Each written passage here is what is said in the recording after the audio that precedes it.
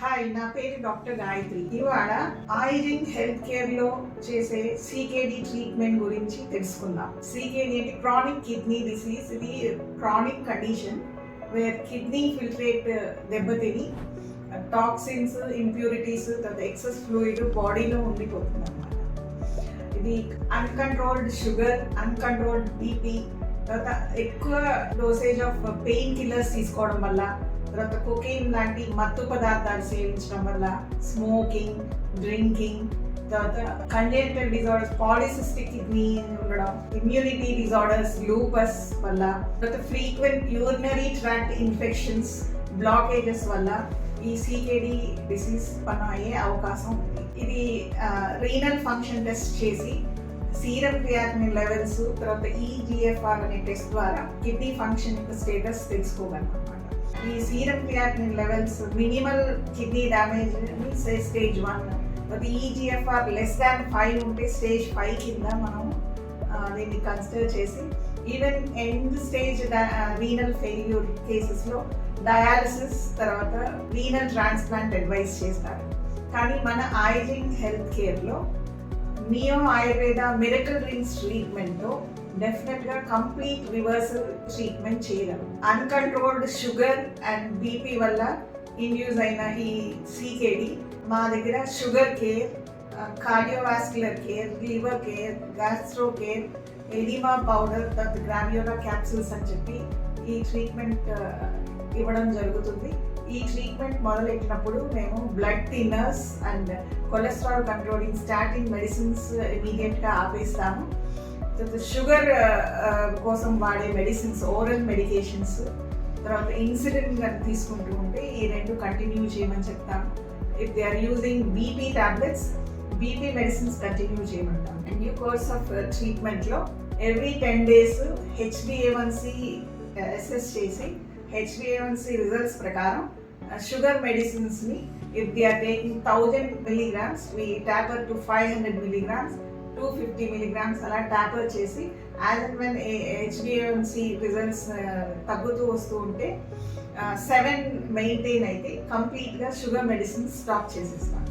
అలాగే బీపీని రోజు రికార్డ్ చేసి 120/80 they are taking 40 milligrams, we reduce to 20 milligrams as and when the BP recordings come to normal. Recording stabilize అవ్వగానే BP tablets కూడా వెంటనే ఆపించేస్తాం.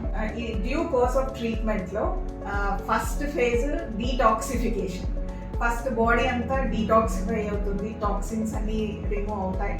Next ఫేజ్లో సెల్యులార్ లెవెల్ నుంచి రిపేర్ జరిగి గ్లోమరులార్ ఫిల్ట్రేట్ కొత్తగా ఏర్పడుతుంది అన్నమాట. కొత్తగా సెల్స్ ఏర్పడి ఫిల్ట్రేట్ ఫంక్షన్ ఇంప్రూవ్ అయ్యి కిడ్నీ ఫంక్షన్ నార్మల్కి రిస్టోర్ అవుతుంది న్యాచురల్గా.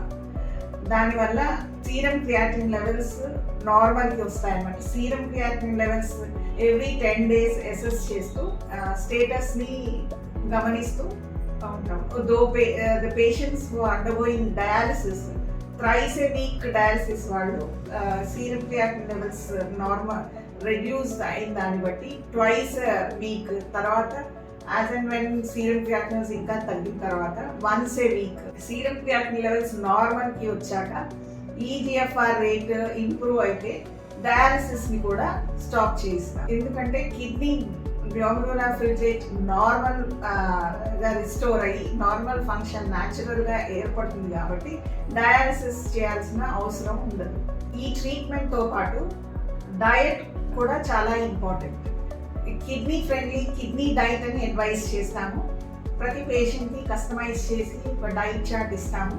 ఆ డైట్ ఎర్లీ మార్నింగ్ లేచిన దగ్గర నుంచి పడుకోయే వరకు ఒక ఆర్డర్ ఆఫ్ ఫుడ్ ఇంటేక్ మేము అడ్వైస్ చేస్తాము. Early morning immediately after brushing వేపాకులు, రావి ఆకుల రసం 15 ml తీసుకోమని చెప్తాము. తర్వాత మిరకల్ రింగ్స్ మెడిసిన్ తీసుకోమంటాము. After taking miracle rings medication ginger 1 inch piece, లసూన్ ఒక 4-5 pods క్రష్ చేసి పేస్ట్ తీసుకోమని చెప్తాము.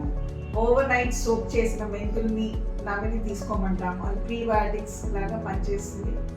తర్వాత physical activities, walking exercises, yogasanas, breathing exercises, meditation ఇవి చేయమంటాము. ఆ తర్వాత బనానా స్టెమ్ జ్యూస్, అరటి దూట రసం ఒక 50 ml. ఇన్ కేస్ అరటి దూట రసం దొరకకపోతే సొరకాయ రసం ఒక 50 ml తీసుకోమని చెప్తాము. తర్వాత బ్రేక్ఫాస్ట్ వచ్చేసరికి బ్రేక్ఫాస్ట్లో ఫ్లాక్స్ డ్రింక్ అంటే ఫ్లాక్స్ సీడ్స్ పౌడర్ ఒక 15 grams, ఫ్లాక్స్ ఆయిల్ ఒక 15 ml plus curd 50 to 100 grams తీసుకుని అది స్మూతీ లాగా చేసి ఫ్లాక్స్ డ్రింక్ తీసుకోమని చెప్తాను. ఇది ఆయిల్ కాబట్టి టేక్స్ టైమ్ ఫర్ డైజెషన్. ఆకలి అయితే ఒక బౌల్ ఆఫ్ ఫ్రూట్ తీసుకోమంటాము. స్టిల్ ఇంకా ఆకలి ఉంటే ఐదర్ గోధుమతో కానీ సోర్గం జవర్తో కానీ చేసిన ఫుడ్ ఐటమ్స్ తీసుకోమని చెప్తాము. గోధుమ రొట్టె లేకపోతే జొన్న రొట్టె విత్ స్టీమ్ బాయిల్డ్ వెజిటబుల్స్ తీసుకోమని చెప్తాము. Before taking lunch miracle drinks తీసుకోవాల్సి ఉంటుంది. ఆ మిరకిల్ డ్రింక్స్ తీసుకున్న అరగంట తర్వాత వెజిటబుల్ జ్యూస్ ఒక 100 ml వరకు తీసుకోమని చెప్తాము. రా వెజిటబుల్ జ్యూస్ తీసుకున్న ఒక ఆకలిని బట్టి ఒక 1/2 hour తర్వాత లంచ్ చేయొచ్చు అనమాట. లంచ్లో రైస్, వీట్ ఆర్ సోర్గం జార్ ఈ 3 ఐటమ్స్తో చేసినవి. తర్వాత steam cooked vegetables 60% vegetables, 30% carbohydrates, ఒక 10% పల్సెస్. అంటే పల్సెస్లో మూంగ్ దాల్ అంటే పెసరపప్పు, పెసలు, శనగలు. Those are non vegetarians. Fish ఒక 20%, ఒక 1 piece steam cooked without oil తీసుకోవచ్చు. Chicken once in 15 days 1 piece తీసుకోవచ్చు. ఎగ్ వైట్ తీసుకోవచ్చు. మష్రూమ్స్ తీసుకోవచ్చు. తర్వాత సాల్ట్ ఇంటేక్ ఓన్లీ 3 grams తీసుకోవాలి. Water intake must be 1 liter to 1.2 liters. And cooking oil only 10 ml is allowed, and cold pressed coconut oil మాత్రమే use చేయాల్సి ఉంటుంది. So along with this medications, diet కూడా పాటిస్తేనే complete result వస్తుంది. Diet is also is a medicine in this treatment. Following this diet and treatment, complete reversal is possible in our clinic. ఈ treatment పొందడానికి మీరు మమ్మల్ని సంప్రదించగలరు. ఫర్దర్ ఇన్ఫర్మేషన్ తెలుసుకుంటానికి ఐజిన్ పేజ్ని సబ్స్క్రైబ్ చేసి చూస్తూ ఉంటాయి.